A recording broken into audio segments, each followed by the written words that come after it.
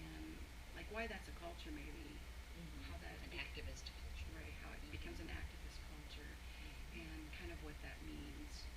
So you're kind of like the expert on being an activist.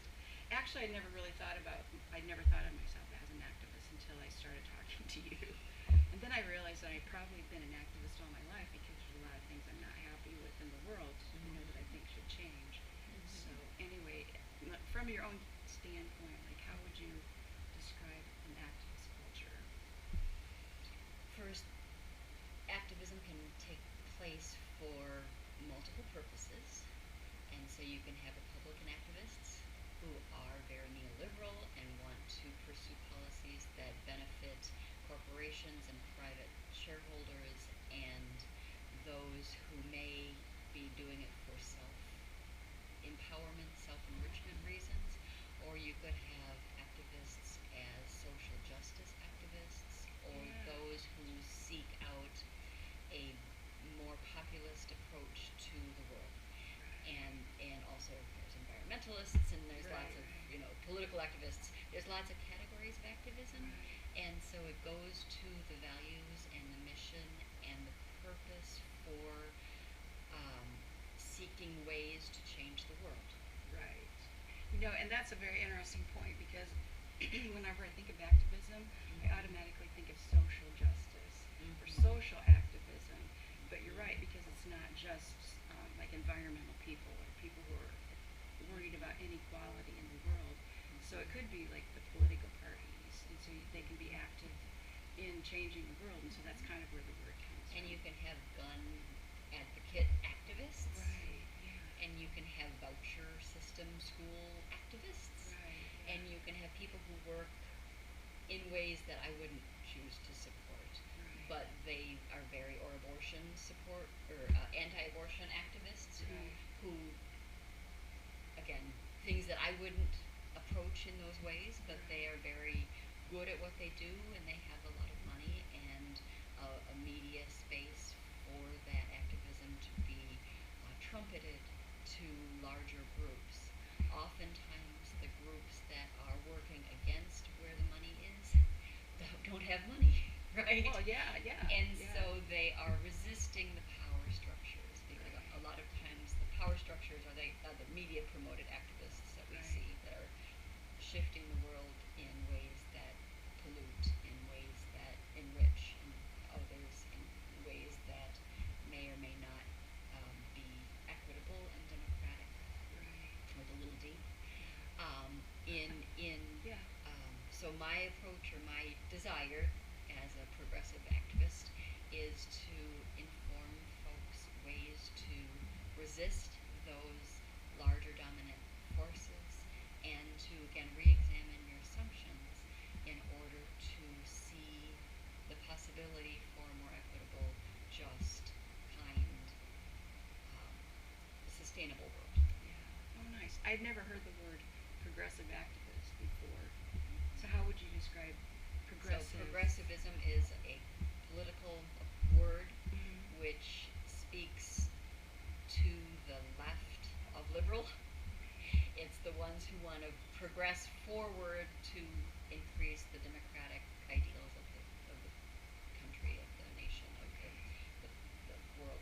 And so there are media sources like The Nation or like Mother Jones or like the Progressive Magazine that support values that are again equitable, focused on citizenship, focused on sharing wealth, focused on making sure that people are paid what they're worth, focused on respecting the individual's worldview within a collective approach rather than an individualistic only and you must accomplish by yourself all these things.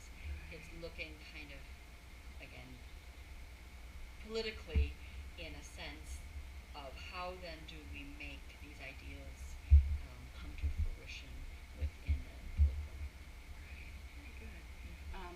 And so, like my first, I guess for this summer's class, my first kind of introduction to the activist culture was to go to Highlander.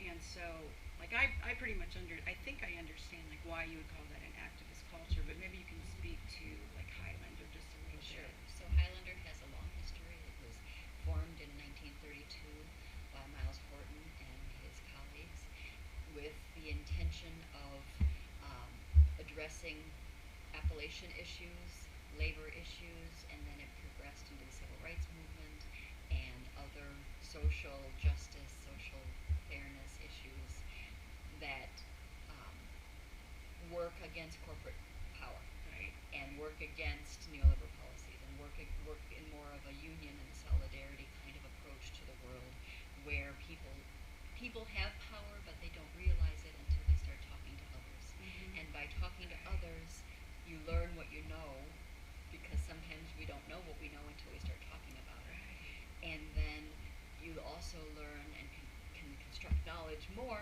from others who have similar systems of issues or systems of oppression that they're working against. Right. So then they're able to come together through a dialogue, through a arts-based environment with song to bring others along and raise everyone's awareness and knowledge related to whatever the issue is on the table. And Highlander deals with a lot of issues, but their core is a very activist, radical, Mm-hmm. popularist approach that expects that everyone knows something and Right. everyone in the room has value, and even if you have a disability that isn't acceptable by society, or if you're gay, lesbian, or if you're black or Latino and not the dominant culture, that you have something to contribute to society, that you have you worth. have your own value, you have your own worth, you can claim power with others to have a voice in deciding what your life is going to look like. Yeah.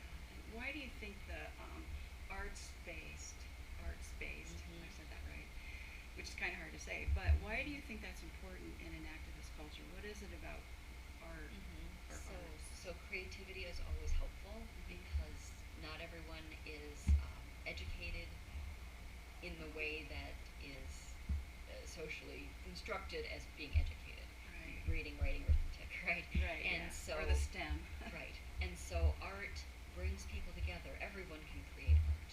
Everyone can be creative. Sometimes it takes a while to get past those blockages of, you don't know anything, you can't sing, you can't dance, Well, I'm not those artistic. right, those Yeah. personal barriers that have been imposed by school systems and people who don't want to acknowledge everyone has value. So by singing and other people joining in, then you can have literally one voice. Yeah. Oh yeah. By doing art or constructing a quilt or working together on a creative project, then you learn that everyone can add to something.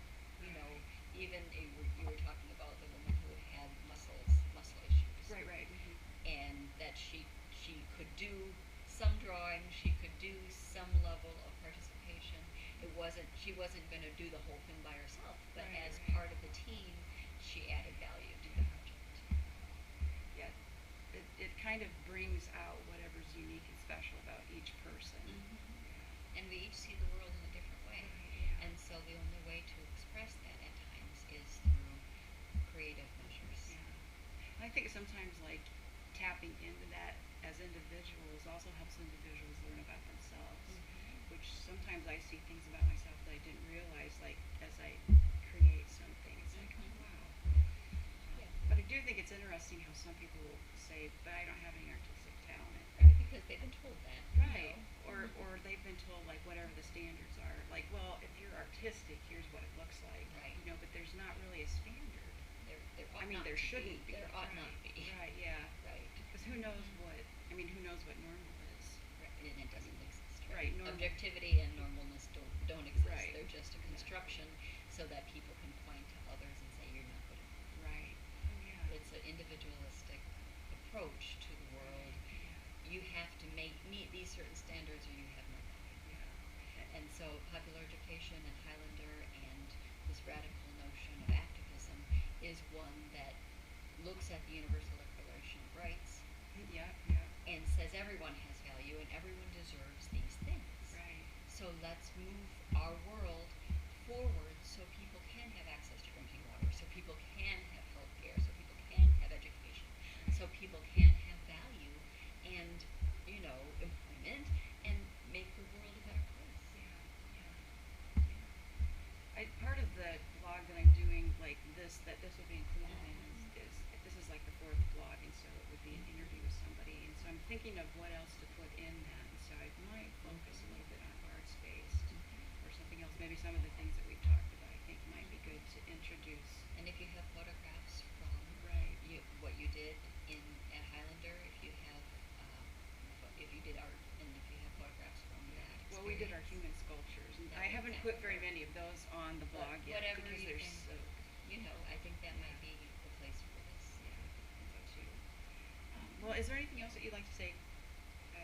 I mean, that's basically what I wanted to talk about, was just to kind of give people an idea of what activism is, and I'm really glad that you took it from both sides because, like I said, I've often thought of activism as being like it's based in social justice, but it can actually be in any area where you believe there's change that needs to be made in the world. So does that make sense? I think so. And I think everyone can pursue an activist agenda. Yeah. And some people do it without even knowing it. Yeah. So Yeah, that's self-awareness right, and critical reflection is a really important part of, if you're going to teach about this kind of thing, to help people understand their own assumptions first before they start to develop a strategy together, because at times we don't really know why we're believing what we believe until you examine why you believe these things. And how did you get to be an activist? Have you always thought of yourself as an activist? I really have very rarely thought of myself as an activist. I see myself as an adult educator, and as an adult educator, it is my job to support and encourage others to be the best person that they can be. My experiences with Highlander have been very safe experiences with Highlander. Yeah. With Highlander is a space where people go and they take risks, and I have been not courageous enough to take as big risks as a lot of people do there, but someday I might. I know, I've thought about that too. I thought about that too, because it's like, well, loosely, I think I'm an activist. Yeah. Because Yeah. there's still like, I haven't been on the front lines like at SNCC, some of the people that have been in North Carolina or Georgia, or there's actually been racial tension that they've been physically involved in it. And But I don't think you have to put yourself in jail. no. Or on the front Yeah. lines to be an activist. I think there are lots of ways to be an activist, and sometimes being the program planner for an activity that brings awareness to people about something is an activist approach. Education is activism. It's just you've got to be aware of what you're doing. Yeah. And so as you develop leaders and teach people about power and how they can seek their own power in the world, you are being an activist. It's just not an activist who's going to get on TV. Right, which that's fine. Which is fine. Yeah. Because have a movement, you have to have a lot of education that goes with it. There are the people who yell and scream and stand up in front of the camera, and then there are the people who do the work. Yeah, and that's and in the interview with Susan, that's what she said too. Highlander's known because Martin Luther King was there and Rosa Parks was there, but there are so many other people who've been part of that culture of Highlander, But it's like Martin Luther King and Rosa Parks. Is a face. Right, and that was the face of Highlander. But yeah, neat. I would really like to have a Highlander experience here locally. So I know some other people are very interested in that too. But yeah, I just think that would be. Well, I think that's what's great about our article because it's having a Highlander anywhere. And being able to create that same experience or It's a similar. never Right. the same. It's not. Right. Never any Exactly. educational experience Yeah. is the same. But creating an opportunity for people to come together and discuss issues that are meaningful to them in order to have set up a strategy and change the world. Yeah. That's Absolutely. right. Yeah. Because like as Susan said as well, the space, just having a dedicated space is a lot of challenges in and of itself. But you can still consider what a good space is. Right. And there's good spaces everywhere. We just have to look for those opportunities in those spaces and then program, plan, or put it together. So, yeah, that's good because I think of myself as an adult educator too.